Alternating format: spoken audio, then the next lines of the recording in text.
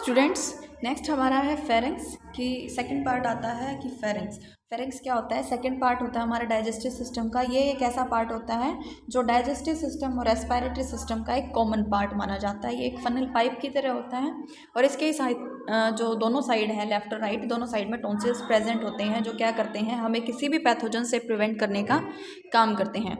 कई बार इन्हीं जो टॉन्सिल्स के अंदर इन्फेक्शन हो जाता है जिसको हम बोलते हैं टॉन्सिलाइटिस, और कई बार फेरेंक्स में इन्फेक्शन हो जाता है, ये खुद को इन्फेक्शियस हो जाता है, तो उस कंडीशन में इसको हम बोलते हैं फेरेंजाइटिस।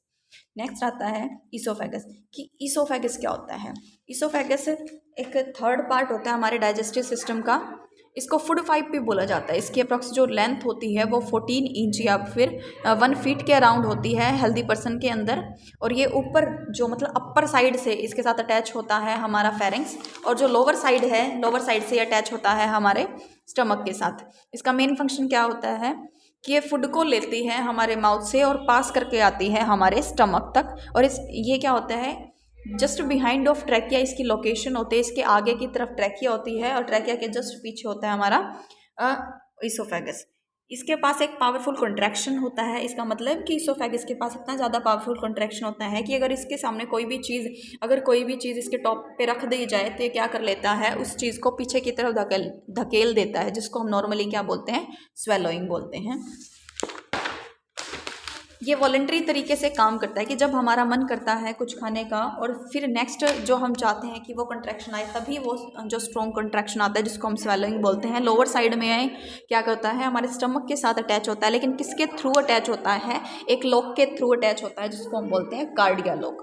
ठीक है, जो क्या करता है, फूड के बैक फ्लो होने से उसको प्रिवेंट करता है। It made by elastic tissue, ये इलास्टिक टिश्यू से बना होता है ताकि जितने भी फूड पार्टिकल आते हैं वो इजीली क्या हो सके, इसके अंदर से ट्रांसफ़र हो जाएं। Many time the juice of stomach, यानी कि जो हमारा स्टमक होता है जो HCl को सिक्रेट करने का काम करता है, कई बार ये ईसोफेगस के अंदर बैक फ्लो हो जाता है कि कुछ ऐसी कंडीशन जिसमें HCl की अमाउंट सबसे ज़्यादा हो गई है, लेकिन हमने कुछ फूड कंटेंट नहीं लिए हैं, स्टमक को फूड कंटेंट नहीं दिए हैं, तो इस कंडीशन में क्या होता है कि हाइयर एसिडोसिस वाली कंडीशन के अंदर जो HCl है वो हमारे ईसोफेगस के थ्रू बाहर निकल आता है। तो जब ईसोफेगस के थ्रू ये बाहर आता है तब उस कंडीशन में क्या होती है, हमें हिकअप आती है, यानी कि जो हमें हिचकियाँ आती हैं। तो उस वजह से क्या हो जाता है, हमारी जो ईसोफेगस है उसमें HCl की अमाउंट आने की वजह से वहाँ हमें क्या महसूस होती है, बर्निंग सेंसेशन महसूस होती है, जिसको हम बोलते हैं हार्ट बर्न, यानी कि जो कलेजे में जलन महसूस करते हैं या फिर खट्टी डकारों की वजह से ऐसी कंडीशन हमें देखने को मिलती है।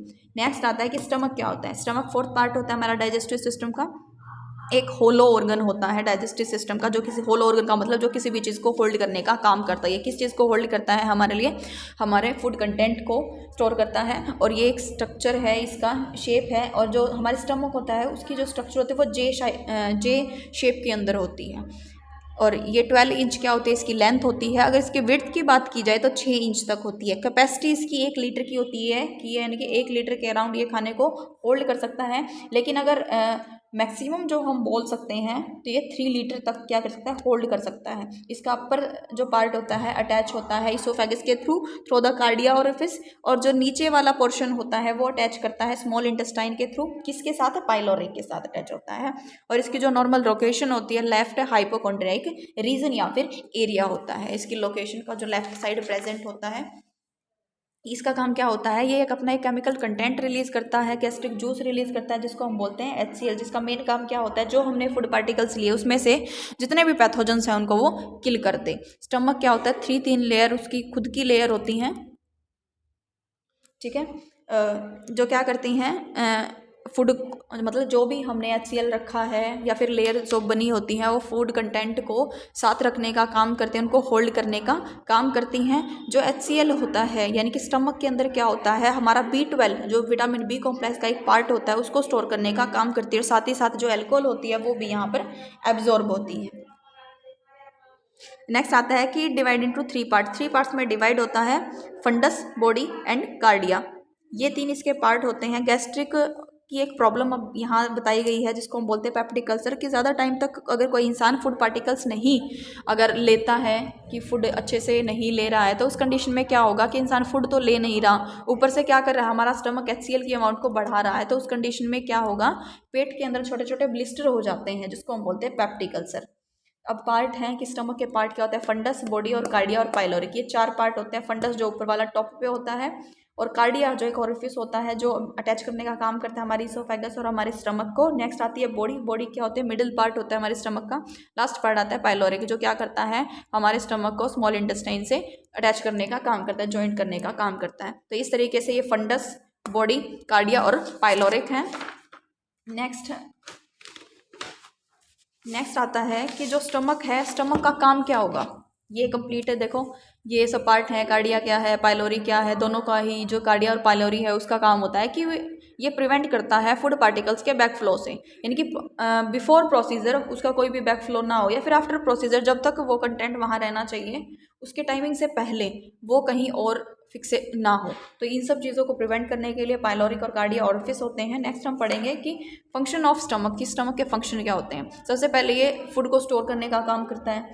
सेकंड थिंग इज ये HCl को रिलीज करता है, जो क्या करता है हमारे खाने के जितने भी पैथोजेनिक बैक्टीरियाज हैं या फिर कोई भी ऑर्गेनिज्म है वो उसे किल कर सके। नेक्स्ट आता है ये गैस्ट्रिक जूस रिलीज करता है, जो कुछ हद तक क्या करता है हमारे खाने को डाइजेस्ट भी करने का काम करता है। नेक्स्ट आता है कि इस वजह से हमारे जो फूड डाइजेशन की प्रोसेस है वो ईजी हो जाती है। सेकंड आता है कि इट एब्जॉर्ब B12 को एब्जॉर्ब करता है, हमारे वाटर को एब्जॉर्ब करने का काम करता है, डाइजेस्टिव एंजाइम को सिक्रेट करता है, डाइजेस्टिव एंजाइम से फिर क्या होता है हमारा फूड डाइजेशन हो जाता है, और यहीं पर क्या होता है अल्कोहल भी कुछ अमाउंट में एब्जॉर्ब होता है। तो इस तरीके से ये कंप्लीट सिस्टम हो गया है।